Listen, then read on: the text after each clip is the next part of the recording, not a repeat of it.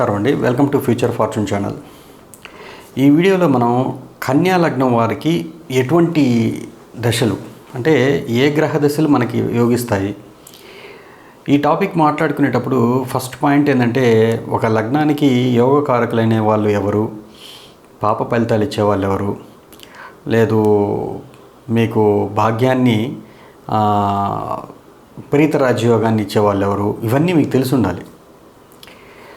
అయితే ఏంటంటే, ఫస్ట్ ఏ లగ్నానికైనా కూడా కోణాధిపతులు శుభులు అని చెప్పారు. సో ఈ కోణాధిపతులు ఎవరు ఉన్నారు మీకు కన్యా లగ్నానికి? బుధుడు లగ్నాధిపతి, పంచమాధిపతి శని, నవమాధిపతి శుక్రుడు. అంటే ఎవరికైనా కూడా ఈ యొక్క దశలు ఖచ్చితంగా యోగిస్తాయండి అనేది డెఫినెట్గా ఒక సిద్ధాంతం. సార్ నాకు బుధ మహాదశ జరిగింది కానీ నేను చాలా జీవితంలో ఇబ్బంది పడ్డాను అని వచ్చిన వాళ్ళు కూడా ఉన్నారు. శుక్ర మహాదశ జరిగింది కానీ జీవితంలో పెద్ద గ్రోత్ ఏం లేదు సార్ అని వచ్చిన వాళ్ళు కూడా ఉన్నారు. శని మహాదశ జరిగింది, జీవితమే చాలా చిన్న భిన్నం అయిపోయింది సార్ అని వచ్చిన వాళ్ళు కూడా ఉన్నారు. అయితే మీకు ఇక్కడ ఏమవుతుందంటే, ఇది ఎంతవరకు నిజం, ఈ డెక్టమ్ ఈ యొక్క థియరీ అనేది ఎంతవరకు మనకి ప్రాక్టికల్గా అప్లికబుల్ అవుతుంది అనేది మనం ఆలోచించుకోవాలి. కన్యా లగ్నం వాళ్ళకి ఉభయ కేంద్రాధిపతి అయిన గురువు, మామూలుగా సహజ శుభుల్లో ఎవరు మెయిన్ ఫేమస్? గురువు, శుక్రులే. బాగా తెలిసిన గ్రహాలు, అందరికీ తెలుసు ఇవి సహజ శుభులని. ఈ సహజ శుభులే కొంతమందికి వాళ్ళ యొక్క ఆధిపత్యాల చేత కొంచెం చెడు ఫలితాలు ఇచ్చే అవకాశాలు ఉంటాయనేది మనం ప్రాక్టికల్గా చూస్తుంటాం. అయితే ఈ కన్యా లగ్నానికి పర్టికులర్గా 4th and 7th లార్డ్, అంటే 4వ ఇంటి అధిపతి 7వ ఇంటి అధిపతి అయ్యాడు ఆయన. సో దానివల్ల ఉభయ కేంద్రాధిపతి అయ్యాడండి. ఆయన ఇచ్చే మంచి ఫలితాలు ఇవ్వలేని పరిస్థితి. చెడు ఫలితాలు ఇస్తారని చెప్పలేదు, మంచి ఫలితాలు ఇవ్వలేని పరిస్థితి. కాబట్టి గురు మహాదశ జరిగేటప్పుడు కన్యా లగ్నం వాళ్ళకి బాగానే యోగించిన సందర్భాలు కూడా ఉన్నాయి. వాళ్ళనే చూశాను. ఈవెన్ పరమ పాపి అని మాట్లాడుకునే తృతీయ అష్టమాధిపతి అయిన కుజుడు, ఆయన దశలో యోగించిన వాళ్ళని కూడా చూశాను. సో ఈ పర్టికులర్గా ఈ సినారియోలో మనం ఈ దశ యోగిస్తుందండి ఖచ్చితంగా, ఈ లగ్నానికి వీళ్ళు పాపులు, వీళ్ళు యోగకారకులు, వీళ్ళు డెఫినెట్గా ధనాన్ని ఇచ్చే ఒక ప్లానెట్స్ ఏమేంటి అవి? మామూలుగా అయితే 2వ ఇంటి అధిపతి, 11వ ఇంటి అధిపతి, 9వ ఇంటి అధిపతి బేసిక్గా తీసుకుంటారు. అంటే మనకి శుక్రుడు, చంద్రుడు, తర్వాత బుధుడిని మనం తీసుకోవచ్చు బుధ శుక్రులు కలిసినప్పుడు. సరే, ఏదేమైనా బేసిక్గా మీకు ఇది ఎలా మనం ప్రెడిక్ట్ చేయాల్సి ఉంటుంది అంటే, ఒక వ్యక్తి కుజమహాదశ జరుగుతుందండి. ఆ కుజుడు ఉన్న నక్షత్రం కంపల్సరీగా శుక్రుడు నక్షత్రం అయి ఉండాలి. భాగ్యాధిపతి నక్షత్రం, ధనస్థానాధిపతి నక్షత్రం అయిన శుక్రుడి నక్షత్రాల్లో ఈ కుజుడు కూర్చొని ఉంటే, లేదు బుధుడి నక్షత్రాలు ఏంటి, బుధుడు ఏంటి నక్షత్రాలు? ఆశ్లేష నక్షత్రం, జ్యేష్ఠ, రేవతి, ఈ నక్షత్రాల్లో కుజుడుండి ఆ దశ జరుగుతుంటే ఎంతో కొంత ఖచ్చితంగా మనం బయటపడే అవకాశాలు ఉంటాయి. ఎందుకంటే అది కోణాధిపత్యం, అంటే లగ్నాధిపతి యొక్క నక్షత్రంలో ఉన్నాడు ఆయన. ఈవెన్ శుక్రుడి నక్షత్రాలు ఏమేంటివి? పుబ్బ, పూర్వాషాఢ, భరణి. అంటే ఈ రాసుల్లో మీకు ఈవెన్ ఆయన కుజుడు ఇక్కడ 12వ ఇంట్లో ఉన్నా, లేదు 8వ ఇంట్లో ఉన్నా, లేదు ఇక్కడున్న 4వ ఇంట్లో, ఒక రకంగా కుజదోషం కిందకే తీసుకున్నా కూడా ఆయన నిజంగా చెడు ఫలితాలు ఇస్తాడా అని అంటే ఇవ్వలేని పరిస్థితి. ఎందుకంటే ఆయన భాగ్యాధిపతి నక్షత్రంలో కూర్చొని ఉన్నాడు. ప్లస్ అదే కుజుడిని శుక్రుడు కానీ 2వ ఇంట్లో నుంచి చూస్తున్నాడు అనుకో, అష్టమంలో ఉన్న కుజుడు నాడు, ఖచ్చితంగా అది మంచి యోగమే కదా. సో ఏదైనా ఒక గ్రహ ఈ యోగాన్ని ఇస్తుంది, ఇది యోగాన్ని ఇచ్చదు. అసలు యోగకారకమైన ప్లానెట్ కన్యా లగ్నానికి ఏముంది? రాజయోగాన్ని ఇచ్చేది ఏమైనా ఉన్నాయా? పర్టికులర్గా ఏం లేవుగా. ఎందుకంటే కేంద్రానికి కోణానికి ఆధిపత్యం వహించాలి ఏదైనా ఒక ప్లానెట్. అలాంటి ప్లానెట్ ఏదైనా ఉందా మీకు కన్యా లగ్నం వాళ్ళకి? లేదు. కాబట్టి రాజయోగానికి పర్టికులర్గా ఒకే ప్లానెట్ ఇవ్వగలిగే సామర్థ్యం ఈ లగ్నానికి అయితే లేదు. కోర్స్ ఒక బుధుడికి ఉంది. ఆ బుధుడు లగ్నానికి దశమానికి, లగ్నాన్ని కేంద్రంగా తీసుకున్నారు, కోణంగా తీసుకున్నారు. మరి ఇది ఎలా దీన్ని ఇంకా బాగా అసలు బుధుడు భలే ఫలితాలు ఇస్తున్నాడు సార్, నాకు ఖచ్చితంగా నాకు 10వ ఇంట్లో స్వక్షేత్రంలో ఉన్నాడు, నాకు ఆ బుధ మహాదశ జరిగేంతవరకు రాజయోగంలాగా కలిసింది అంటే ఏం లేదు. అతను ఒక కంపెనీకి ఒక చిన్న ఎంప్లాయ్మెంట్ స్టార్ట్ చేసి ఒక సీఈఓ రేంజ్ అంటే ఆ కంపెనీని హెడ్ లీడ్ చేసేంత పొజిషన్కి వచ్చేసాడు ఆ బుధ మహాదశ అయిపోయే లోపల. సో అది అతని జీవితంలో అదొక గొప్ప దశ. సరేనండి, ఇక్కడ ఇంతకీ ఆయన బుధుడు ఎక్కడున్నాడు? శుక్రుడితో కలిసి ఉన్నాడు. చూడండి, ఇంకొక యోగకారకమైన ప్లానెట్ అంటే ఇంకొక యోగాన్ని ఇచ్చే ఈ కోణాధిపతితో కలవడం వల్ల ఇంకా పవర్ పెరిగింది దానికి. సో ఇట్లా ఏదైనా ఒక యోగం ఫలించాలి, మంచిగా బాగా ఫలించాలి అని అంటే 2-3 కాంబినేషన్స్ దానికి టచ్ అయి ఉండాలి. ఊరికనే ఒక ఇక్కడ 9th లార్డ్ 10th లో ఉన్నాడు కదండి నాకు యోగాన్ని ఇస్తాడంటే దానికి సపోర్టింగ్ ఫ్యాక్టర్ కూడా ఇంకోటి ఉంటే ఇంకా మంచి యోగాన్ని, లేదంటే నార్మల్గా మీ లైఫ్ స్మూత్గా లీడ్ అవుతుంది. అంతేగాని ఏదో గొప్ప స్థితికి వచ్చేస్తారని చెప్పను. ఎందుకంటే కన్యా లగ్నంలో కన్యా రాశిలో పుట్టిన వాళ్ళు అంటే లగ్నము రాశి ఒకటే అయిన వాళ్ళకి మాత్రం ఇంకా బాగా పనిచేస్తుంది ఇది నేను చెప్పే ఫలితాలు. అఫ్కోర్స్ ఎందుకు చెప్తున్నానంటే ఆ పాయింట్, ఒక వ్యక్తికి కన్యా లగ్నం, కర్కాటక రాశి, ఈ లగ్నానికి ఇవి పాపి అని కొన్ని మాట్లాడే అంటే దోషాన్ని ఇచ్చే ఒక గురుగ్రహము 12వ ఇంట్లో ఉన్నాడు. కానీ చంద్రుడి నుంచి ఆయన యోగకారకుడు అయ్యాడు. ఎక్కడ? కర్కాటక రాశి నుంచి 9th లార్డ్ కూడా అయ్యాడుగా, 6th లార్డ్ అయ్యాడుగా. అంటే ప్లస్ మైనస్ రెండు ఉంటాయి కర్కాటక లగ్నం వాళ్ళకి గురువు వల్ల. అయితే అది ఏది ఏమైనప్పటికీ ఆయనకి యోగాన్ని ఇచ్చే పొజిషన్లోనే అంటే 2వ ఇంట్లో ఉన్నాడు. అంటే చంద్రుడి నుంచి 2వ ఇంట్లో ఉన్నాడు, లగ్నం నుంచి 12వ ఇంట్లో ఉన్నాడు.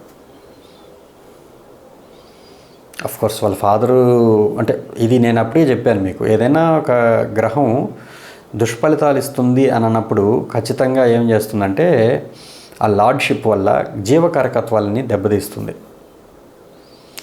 సో తండ్రి ప్లేస్లో ఏదైనా నెగిటివ్ ప్లానెట్ ఉండి, లేదు నెగిటివ్ ప్లానెట్ ఆస్పెక్ట్ కానీ ఉండి, సో ఇట్లా గురువు, కుజుడు, శని ఇట్లాంటి ప్లానెట్స్తో కలిసి ఉన్నప్పుడు, తర్వాత మీ యొక్క 9th లార్డ్ అస్తంగత్వం చెంది, ఇట్లా కొన్ని కాంబినేషన్స్ ఉన్నాయి. ఫాదరు ఎర్లీగా డిమైజ్ అయిన వాళ్ళని చూస్తున్నాను కొంతమందివి. బట్ కన్యా లగ్నం అనే పాయింట్ వచ్చినప్పుడు మనకి ఈ దశలే యోగిస్తాయని చెప్పేదానికి ఏ లగ్నమైనా కానివ్వండి, ఇది చాలా బేసిక్ రూల్. సరే, మీకు శుక్ర మహాదశ భలే యోగిస్తుందా అండి అంటే యోగించిన సందర్భాలు ఉన్నాయి. మీకు తృతీయ అష్టమాధిపతి అయిన కుజుడి నక్షత్రంలో ఈ శుక్రుడు కానీ కూర్చున్నాడు అనుకోండి, దెన్ ఆ దశ ఒకవేళ మీ జాతకంలో కుజుడు కానీ నెగిటివ్ ప్లానెట్స్తో కలిసి ఉంటే, శని, రాహు, కేతువులతో, ఆ దశ చాలా ఇబ్బంది పెడుతుంది. అంటే శుక్రుడు ఇప్పుడు మృగశిర నక్షత్రంలో అంటే 10వ ఇంట్లోనే, 9th లార్డ్ 10th హౌస్ ఉంటే సూపర్. కానీ కుజుడు నక్షత్రంలో ఉన్నాడు, కుజుడు శనితో కలిసినాడు అనుకోండి, it is not a good indication. డెఫినెట్గా ప్రాబ్లమ్స్ ఫేస్ చేయాల్సి ఉంటుంది.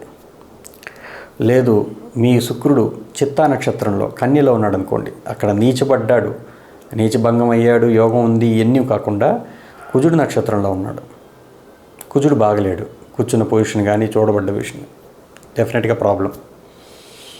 సో ఈ దశ యోగిస్తుంది, ఈ దశ యోగించదని చెప్పేదానికి మెయిన్ ఫ్యాక్టర్స్ మనం బాగా గమనించాల్సింది, కోణస్థానాధిపతుల నక్షత్రాల్లో ఏ ప్లానెట్ అయినా ఉండండి, కుజ, శని, రాహుకేతువులు అంటే మెయిన్ సహజ పాపులు అని చెప్తుంటారు కదా, సో వాళ్ళు ఉండనివ్వండి. మీ లగ్నానికి పరమ పాపి అయిన కుజుడు ఉండనివ్వండి, యోగాన్ని ఇచ్చే అవకాశాలు ఉంటాయి. ఎలా ఇస్తాడండి మరి కుజుడు మరి పాప అన్నారు కదా అంటే, మామూలుగా వింశోత్తర దిశ విధానాల్లో నక్షత్రనాథుడే ఫలితాలు ఎక్కువ ఇచ్చేది.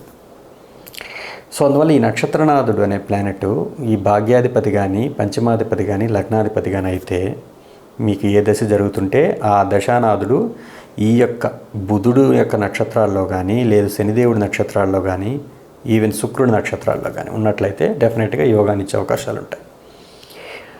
అది ఒకవేళ శని నక్షత్రాల్లో ఉంటే నిజంగా ఇస్తాడంటే అక్కడ 6వ ఇంటి అధిపతి కూడా అయ్యాడు శని, కష్టం పెట్టి తర్వాత యోగాన్ని ఇస్తే అవకాశాలు ఉంటాయి.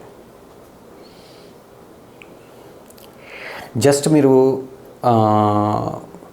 కేతు మహాదశ తీసుకోండి, మీకు లగ్నంలోనే కేతు ఉన్నాడండి, నాకు కేతు మహాదశ జరుగుతుంది ఎలా ఉంటుంది భలే కన్ఫ్యూజన్ డౌట్ ఉంటుంది అనమాట చాలామందికి. మామూలుగా రాహుకేతువుల దశలు మీకు తెలిసిందే, ఆయన ఏ ప్లానెట్స్తో కలిసి ఉన్నాడు, ఏ నక్షత్రంలో ఉన్నాడు, ఏ రాశి అధిపతుల ఇంట్లో ఉన్నాడు, ఈ 3 ఫ్యాక్టర్స్ కన్ఫర్మ్ చేయాల్సి ఉంటుంది. అవన్నీ వెల్ పొజిషను నవాంశలో బాగున్నాయి అన్నప్పుడు డెఫినెట్గా ఆ దశ బాగానే ఉంటుంది. బట్ ప్రతి దశకి కొన్ని రూల్స్ అండ్ రెగ్యులేషన్స్ ఉంటాయి. ఆ దశ స్టార్ట్ అయ్యే టైంకి గోచార చంద్రుడు ఎక్కడున్నాడు, ఉపచయ స్థానాల్లో ఉన్నాడా, కోణాల్లో ఉన్నాడా చూడాలి. అదొక ఇండికేషన్ అనమాట, ఈ దశ బాగానే ఉంటుందని చెప్పేదానికి. సో ఏదేమైనా ఇట్లాంటి రూల్స్ ఉన్నాయి. దశా విధానాన్ని ప్రిడిక్ట్ చేయడంలో డెఫినెట్గా స్టార్ట్ అయ్యేటప్పటికి గోచార చంద్రుడు ఎక్కడున్నాడు, ఇది ఒక ఫ్యాక్టర్ ఉంది జ్యోతిష్ శాస్త్రంలో. సో ఈ కొంచెం అంటే అట్లా ఒక దశా విధానాన్ని ప్రిడిక్ట్ చేసే ఒక ఆర్ట్ అనేది డెఫినెట్గా అది సపరేట్ సెక్షన్. అది గోచారంతో మిక్సప్ అయి ఉంటుంది. ప్రిడిక్షన్స్ ఫలితాలు ఈ టైంలో డెఫినెట్గా శుక్ర మహాదశలో రవి అంతర్దశ వచ్చిందండి, నాకు 12వ ఇంటి అధిపతి అంతర్దశ ఎలా ఉంటుంది, దానికి ఒక సిస్టమ్ ఉంది. అదొక సపరేటు ఒక పద్ధతి ప్రకారం వాళ్ళు క్లియర్గా ఇచ్చున్నారు శాస్త్రంలో. మీ యొక్క చక్రాన్ని ప్రిడిక్ట్ చేయడం ఒక పద్ధతి, మీ యోగాల్ని, మీ యొక్క అవయోగాలు కావచ్చు, మంచి యోగాలు కావచ్చు ప్రిడిక్ట్ చేయడం ఒక పద్ధతి. అవి జీవితంలో ఎప్పుడు వస్తాయని ప్రిడిక్ట్ చేయడం అనేది దశా సిస్టము. చేతికి ఎప్పుడు వస్తాయి మనకి ఆ ఫలితాలు అనేది గోచార సిస్టము. ఇలా దీన్ని బట్టి మనం ప్రిడిక్షన్స్ ఇచ్చే అవకాశాలు ఉంటాయి. సో మనం ఈ లగ్నంలో పుట్టాము, ఈ లగ్నానికి పాపేను కుజ మహాదశ రాబోతుంది, ఎన్ని ఇబ్బందులు చూస్తాము, యాక్సిడెంట్స్ అవుతాయేమో, అష్టమాధిపతి అయ్యాడు కదా యాక్సిడెంట్స్ అవుతాయేమో, లేకపోతే ఇంకేదైనా రోగాలు వస్తాయేమో. అఫ్కోర్స్ బీపీ అంటే మీకు కుజుడు తృతీయ అష్టమాధిపతి అయ్యాడు కాబట్టి బీపీ కంట్రోల్, బీపీని కొంచెం బాగా మెయింటైన్ అనేది చాలా ఇంపార్టెంట్. మీకు బ్లడ్ రిలేటెడ్ ప్రాబ్లమ్స్ రావచ్చే అవకాశాలు ఉంటాయి. తర్వాత కుజుడు అంటే ఫైర్ ప్లానెటే కదా, సో అష్టమాధిపతి అయ్యాడు కాబట్టి డెఫినెట్గా మీకు కొంచెం జఠరాగ్ని విషయంలో కానీ, ఈ యొక్క మెయిన్ జీర్ణశక్తి విషయంలో కానీ ప్రాబ్లమ్స్ వచ్చే అవకాశాలు ఉంటాయి. ఈ చిన్న పేగు, పెద్ద పేగు ఇవన్నీ కూడా కన్యా రాశిలోనే ఉంటాయి కదా జనరల్గా. కాలపురుషుడి చక్రంలో మీది లగ్నమే 6వ లగ్నం అయింది. అందుకని మీరు డెఫినెట్గా మీ జీవితం బాగుండాలంటే మీరు డైలీ లైఫ్ అనేది ఒక పద్ధతి ప్రకారం మెయింటైన్ చేయాల్సి ఉంటుంది. ఎట్లా పడితే అటు ఉదయాన్నే కాకుండా 8 గంటలకు నిద్రలేసి రాత్రి ఎప్పుడో 11కి పనుకొని లేదా 12కి పనుకొని లేద్దాంలే అనుకోవడం అది తగదు. మీకు మీ లగ్నాన్ని అది కంప్లీట్గా నెగిటివ్ ఆస్పెక్ట్లో తీసుకెళ్ళిపోద్ది. ఎందుకంటే 6వ ఇల్లు అనేది షడ్రిపుల్ ప్లేస్. అది వీటిలన్నింటినీ అధిగమించే శక్తి మీకే ఉంటుంది, వీటిలో ఇరుక్కుపోయే శక్తి మీకే ఉంటుంది. అందువల్ల కన్యా లగ్నం చాలా టిపికల్ అనమాట ఈ విషయంలో మాత్రం. అన్ని రకాల వ్యసనాలు ఉండే అవకాశాలు ఉంటాయి కొంతమందికి. అన్నిటినీ కాదనుకొని ఒక యోగిలాగా మారే అవకాశం కూడా వస్తుంది కన్యా లగ్నం వాళ్ళకి. అట్లన్నింటినీ జయించగల శక్తి సామర్థ్యాలు కూడా వస్తాయి. సో దానివల్ల ఏమంటారంటే కన్యా లగ్నం వాళ్ళది కొంచెం అది అందులో ద్విస్వభావ లగ్నం. బుధుడు ఒక పక్కన దానికి అధిపతి.